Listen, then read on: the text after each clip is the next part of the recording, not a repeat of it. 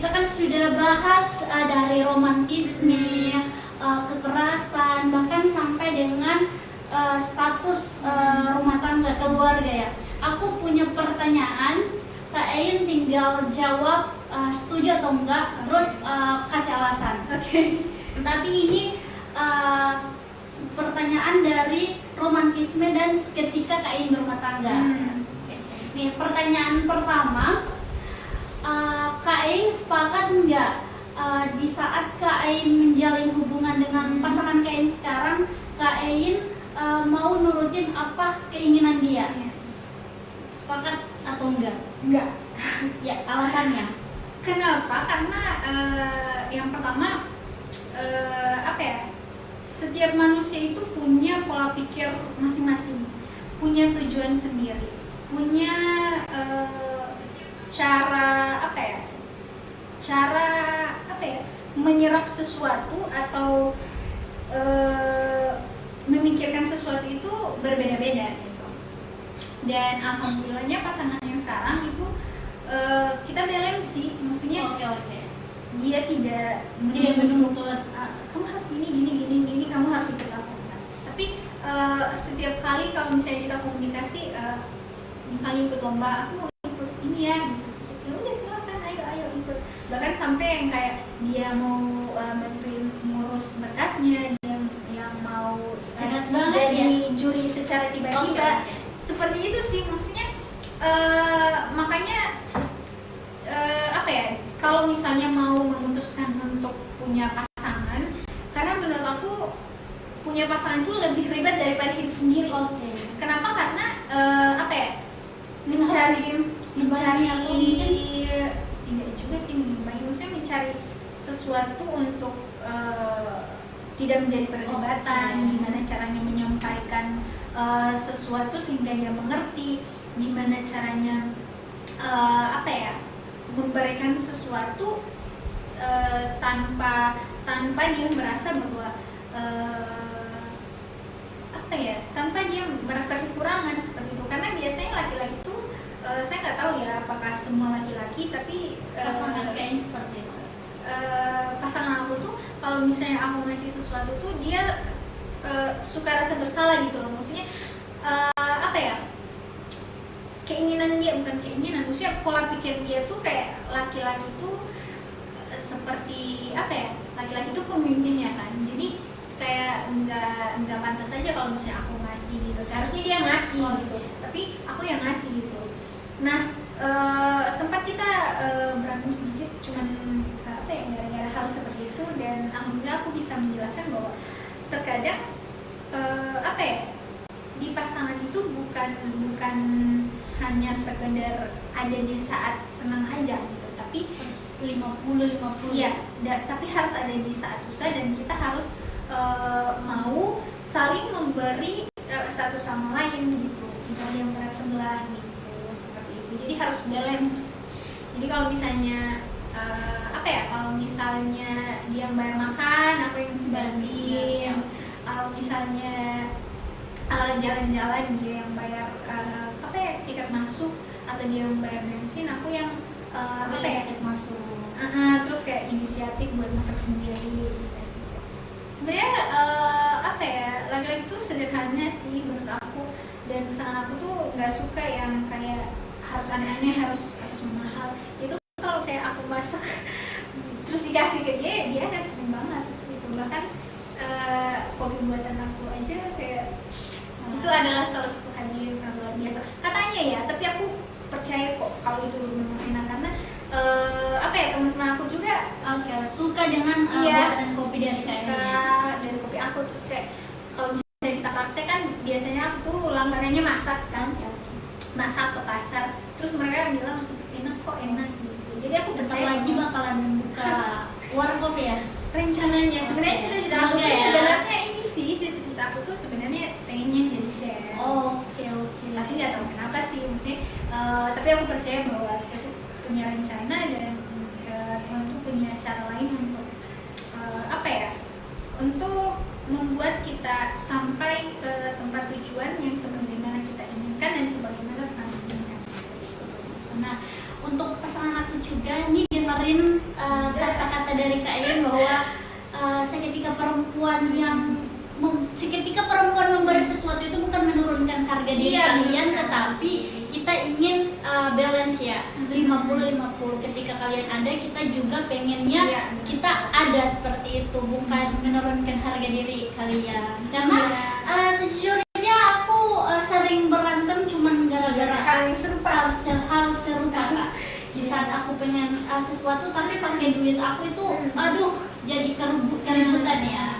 Tapi mudah-mudahan kamu bisa paham setelah dengar apa kata-kata dari Kain, bahwa ketika kita memberi itu bukan menurunkan harga, tetapi kita ingin 50-50. Dan semoga ini bisa menjadi apa ya, untuk laki-laki di luar sana, bahwa perempuan tuh tahu kok kalau kalian itu sebagai pemimpin, kalian pengen yang terbaik untuk pasangan kalian gitu. Tapi kita juga pengennya seperti itu. Kita tuh pengen apa ya, kalian tuh bisa merasakan treatment yang sama gitu, perhatian yang sama itu. Nah, tapi Kak, disclaimer ya, ada ya laki-laki yang dikenal dengan istilah no kondo. Ya kita tahu. Tapi udahlah, kita nggak usah bahas ya. Nanti kita kesannya kayak menjustifikasi mereka seperti itu. Nah, pertanyaan berikutnya nih. Tadi kan dari soal ini ya, sikap. Nah, ini dari soal penampilan. Kain setuju atau enggak ketika pasangan Kain itu mengatur cara berpakaiannya seperti itu? Setuju atau enggak? Aku setuju, tapi bukan pasangan aku sih yang mengatur pakaian aku, tapi lebih aku ya. Oh, oke. Aku sih. Iya. Kenapa? Karena yang pertama, karena aku sadar bahwa laki-laki itu makhluk visual. Perempuan itu sebagai objek. Oke. Terus bentar ya Kak. Oke. Yanto, bawa minuman dong. Yanto, awas nih. Oke. Aduh, bermerek ya Kak. Ini nggak di sponsor. Tapi nggak apa-apa. Semoga kita di sponsor ya. Oke. Ini yang nganter jomblo apa gimana sih? Aduh, itu rahasia ya Kak. Karena kan kalau saya ngomongin jomblo takutnya ada serangan dari luar. Gitu seperti itu. Siapa tahu aja tadi ada teman-teman yang pengen ya, terus tiba-tiba ada yang lihat. Iya, tapi tenang saja, dia sudah punya pasangan. Kebetulan dia sosok yang setia Kak. Dia jinak ya guys ya. Dia cepat luluh. Bagusnya dia itu duduk bareng kita karena pembahasan sekarang kan ada lunak dalam genggaman. Orangnya itu cepat luluh dengan perempuan. Makanya sampai dengan sekarang dia itu tetap stay sama satu pasangan seperti itu. Karena orang-orang yang ada di Up Studio itu orangnya setia Kak. Oke, setia. Setiap tikungan ada. Oh enggak, beda ya, beda. Oke. Tadi kan bahasanya sampai di penampilan ya. Penampilan. Tapi ini bisa dong. Oke. Jadi kita menunggu dulu ya guys ya. Soalnya kalau bahasa kurang bilang ini dari tadi itu orang bakar otak. Bukan bakar lota sih, kata lebih tepatnya mengungkapkan fakta. Seperti itu. Dan seharusnya sebenarnya harus ada bandingan supaya jadi bahan pertanyaan. Tapi kayaknya Kak mending nggak usah dihadirkan laki-laki, takutnya mereka terintimidasi karena kan tahu lah perempuan seperti apa, mau menang sendiri, nggak mau mengakui kesalahan. Tapi kalau ngomong sama saya sih gimana ya, maksudnya saya tidak akan menghakimi gitu. Tapi kalau misalnya laki-lakinya memang salah ya salah gitu, terus kalau misalnya perempuannya salah ya salah gitu. Oke, paham Kak. Minum dulu ya guys ya. Minum dulu ya guys. Aduh, sulit. Ini berapa orang sih yang nonton? Buat teman-teman yang nonton yang pengen nanya, silakan ya tinggalkan komentar kalian. Komentar. Tapi jangan menghujat karena kan di sini kita tidak menjustifikasi siapa-siapa, kita tidak menghakimi siapa-siapa. Ini viewer dari apa yang kita rasain dan apa yang kita pikirkan ya Kak ya. Iya benar sekali ya. Nanti Kain nonton Iya sih. Tapi disclaimer lagi, di sini kita tidak membela siapa-siapa. Di sini kita mengangkat apa yang sesuai fakta lapangannya, seperti itu. Oke, sampai mana tadi? Di penampilan. Oke, penampilan. Seperti yang saya bilang bahwa konsep matanya laki-laki itu adalah laki-laki adalah makhluk visual gitu. Mereka suka melihat yang indah-indah. Mereka suka melihat yang rapi seperti itu. Terus karena perempuan sebagai objek, makanya sebagai objek tuh saya paham gitu. Saya ngerti kira-kira gimana sih manusia yang diinginkan oleh orang lain gitu. Karena saya adalah orang yang tidak setuju dengan perkataan jangan melihat seseorang itu dari covernya gitu. Oke. Karena yang sebenarnya terjadi adalah orang tuh dari mata turun ke hati gitu. Jadi lihat dulu baru suka gitu. Oke. Jadi kalau pasangan sih lebih dominan aku yang ngatur, kayak kamu harus pakai ini, kamu harus gunting rambut, kamu harus pakai sepatu, kamu harus pakai ini. Tapi tidak mengubah dia menjadi orang lain gitu. Tetap untuk kesukaannya, dia kan sukanya pakai yang simple kayak kaos, celana gitu. Nah kalau aku tuh biasanya kadang suka kebawa sama kalau misalnya acara formal tiba-tiba dia pakai kaos. Nah aku tuh nggak mau yang kayak gitu. Jadi bedain kamu mau nongkrong sama kamu ketemu sama orang banyak. Misalnya kayak ke kondangan ya pasti harus pakai baju kondangan. Terus ke rapat ketemu sama orang penting ya harus klimaks, harus rapi seperti itu. Karena biasanya orang-orang tuh lihat dari penampilan dulu. Kalau misalnya dia udah klimaks, udah rapi, orang akan lihat oh berarti dia memang sungguh-sungguh orangnya, karena dari segi penampilan aja dia prepare gitu. Jadi penampilan menentukan pandangan orang. Iya benar sekali. Bukan berarti perempuan tuh harus ganteng, harus enggak sih. Sebenarnya perempuan nggak harus mandang ganteng juga sih. Yang penting rapi lah, maksudnya rambut tertata gitu, baju rapi, itu akan kelihatan punya punya wibawa dan punya energi tersendiri. Gitu. Kayak ada magnet tersendiri. Nah, berarti dari KN sendiri cara gaya berpacaran dari mengatur penampilan, sikap itu tidak jadi masalah ya. Yang penting balance, maksudnya yang penting terarah, teratur dan tujuannya apa jelas seperti itu. Nah, tapi ada Kak kejadian yang antara perempuan dan laki-laki ya. Ini laki-laki ini tidak mau diatur oleh perempuannya, tetapi mereka punya hubungan pacaran, tapi dia tidak mau untuk diatur sama pasangannya. Itu kira-kira seperti apa? Mungkin konsep pacarannya mungkin beda atau gimana?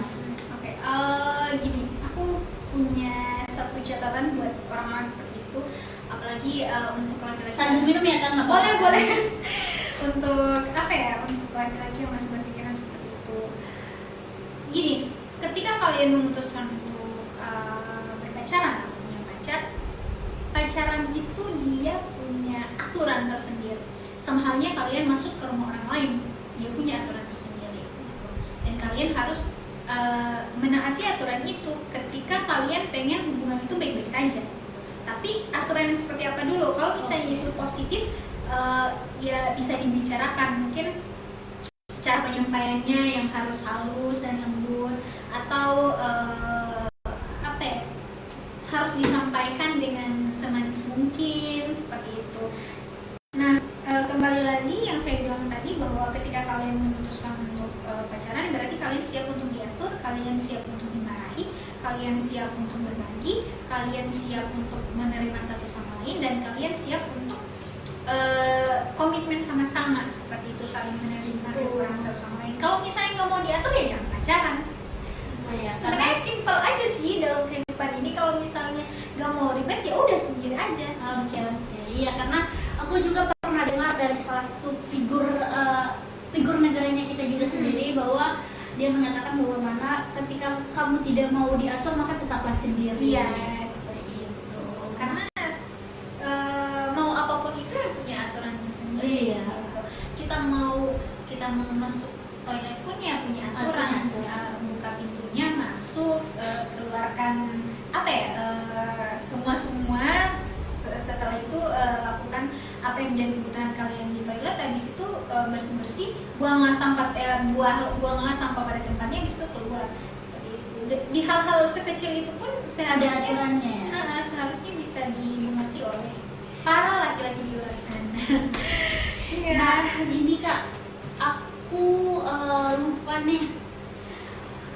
Aku mau nanya nih sama Kak. Kita beralih lagi ke topik yang lain ya. Untuk sesi tanya jawab kita akhiri sampai di situ karena aku sudah paham dengan argumennya Kak Ain tadi seperti itu. Alhamdulillah aku juga menangkap motivasi dari Kak Ain. Nah, aku sebagai perempuan meresah dengan kasus yang beredar sekarang. Mungkin ini sudah familiar di kalangan kita sebagai mahasiswa, sudah beredar juga kasusnya itu. Salah satu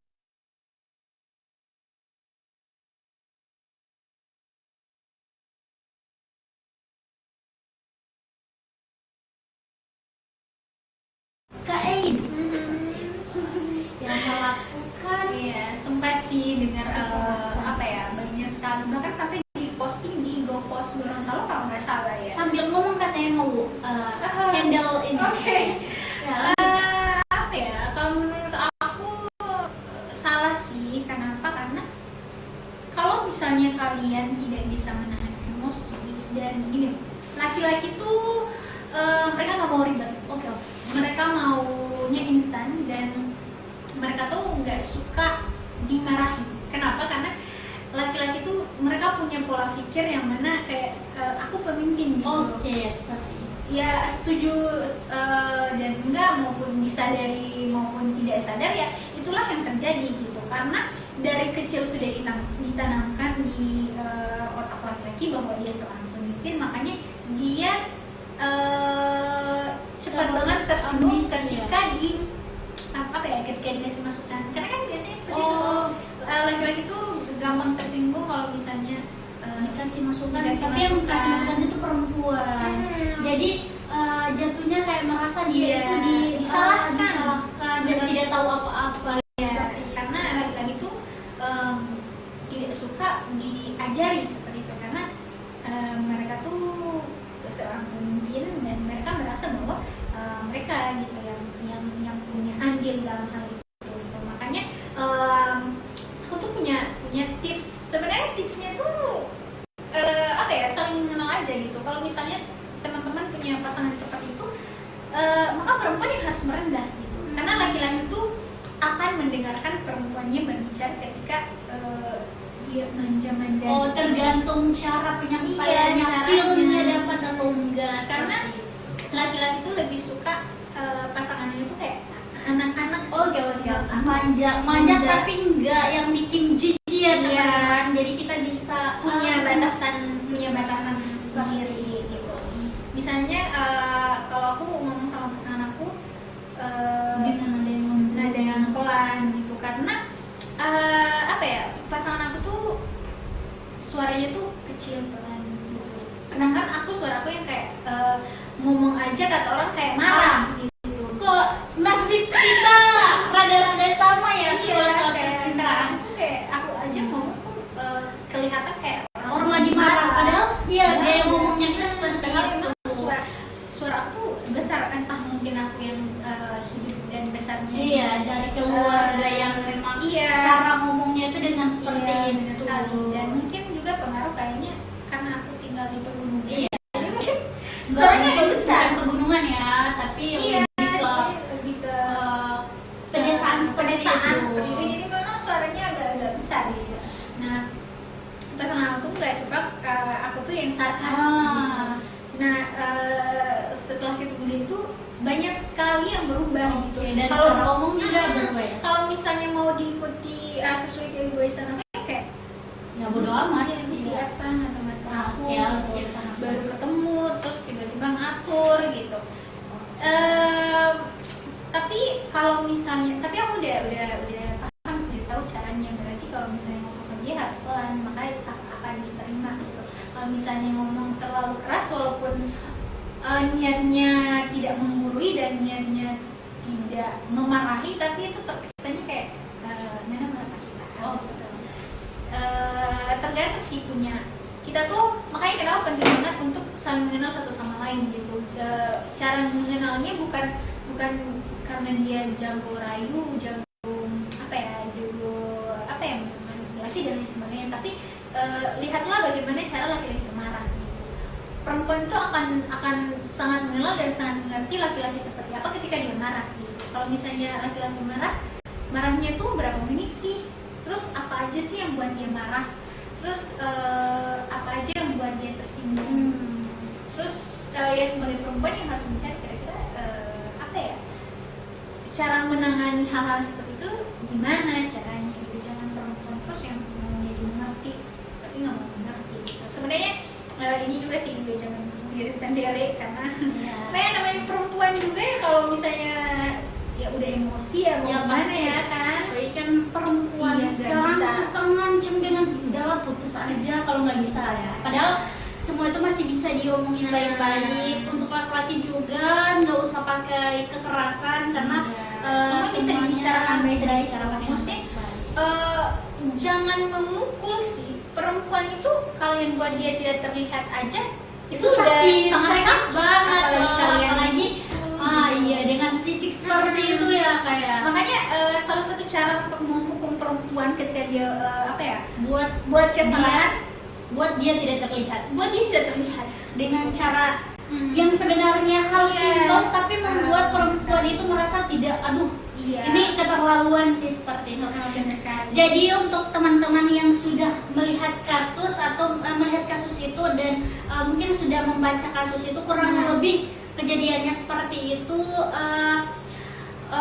kronologi sampai kenapa terjadi kasus seperti itu ya karena si perempuannya yang mungkin kurang tahu cara untuk menyampaikan pendapatnya, argumennya ke pasangannya seperti itu. Laki-laki juga kurang paham mungkin ya cara gimana sih menghadapi perempuan seperti itu. Nggak selalu harus di jalan keluarnya itu kekerasan. Perempuan tuh hatinya lembut kok, walaupun perempuan mandiri, perempuan kuat, perempuan tahu bela diri, perempuan yang suaranya keras, yang selalu sarkas, tetap yang namanya perempuan ya sentuh aja dia. Kayak judul lagu sentuhlah dia tuh. Oke, jadi gimana nih argumen dari statement dari Kak Eni itu memotivasi nggak buat kalian? Dan untuk korban-korban yang di sana yang sudah merasakan pelecehan seksual, kekerasan fisik, itu kalian tenang saja, kalian jangan sampai mental health, jangan sampai down karena kalian tidak sendiri dan hukum juga tidak tidur, hukum akan bersikap adil, kalian harus percaya itu karena sekarang itu ada tersedia Dinas PPPA, yaitu Dinas Pemberdayaan Perempuan dan Perlindungan Anak. Nanti kasus-kasus akan diproses serta akan dapat perlindungan dari pemerintahan terhadap korban. Jadi kalian tenang saja, kalian sampingkan isu yang mengatakan bahwa hukum tidak berlaku untuk kita yang tidak punya apa-apa. Hukum hanya berlaku untuk orang-orang yang punya relasi kuasa atau oligarki. Itu tidak ya Kak, karena hukum akan pasti adil, tapi kita harus berani juga untuk speak up untuk perempuan-perempuan yang mungkin sekarang lagi ada keresahan hati, mungkin ada lagi kejadian ke mereka tapi takut untuk speak up. Itu kalian jangan takut ya, karena kalian tidak sendiri. Kalian juga punya hukum, kalian juga punya hak berhak untuk bersuara seperti itu. Oke, Kak Febri, makasih sudah hadir di podcast kami. Semoga hubungannya dengan pasangannya langgeng terus dan semoga prestasinya makin berkembang. Pokoknya doa terbaik untuk Kak Febri. Mungkin di lain waktu kita akan mengundang Kak Febri lagi untuk memotivasi teman-teman kaum perempuan seperti itu. Saya mau nitip ya ada sedikit boleh? Boleh. Sebelum nitipku, aku mau ngasih wejangan ya kan? Bukan wejangan juga ya? Motivasi semangat ya. Oke. Teman-teman yang merasakan merasakan kehilangan, yang broken home, yang lagi stres, yang lagi merasakan kekerasan, yang merasakan pelecehan, dengan cara kalian berani speak up aja itu adalah salah satu bentuk bahwa perempuan itu tidak mudah diperdaya gitu. Jadi buat teman-teman tetap semangat, jangan pernah merasa teman-teman sendiri, jangan pernah merasa bahwa teman-teman tidak ada yang bisa mendengarkan teman-teman gitu. Harus berani berbicara, harus berani mengungkapkan apa yang teman-teman rasa, karena perempuan itu harus berdaya. Kalau misalnya teman-teman perempuan itu harus berdaya jika tidak ingin diperdaya. Bagus juga. Oke, jadi untuk kalian di sana kita akhiri podcast kali ini. Terima kasih banyak Kak Febri, dan untuk teman-teman yang menonton jangan lupa untuk follow akun sosial media kami, akun Out Studio, Instagram, TikTok, YouTube, agar kalian bisa mendapatkan motivasi dari narasumber atau bintang tamu yang akan undang di sini, karena akan ada banyak bintang tamu yang akan kita undang untuk membahas perkembangan atau mungkin apa yang terjadi di wilayah kita sendiri seperti itu. Oke, sekian dan terima kasih. Saya pamit diri ya teman-teman, dan juga Kak Febri. Nanti kita ketemu lagi di konten selanjutnya. See you, bye-bye. See you.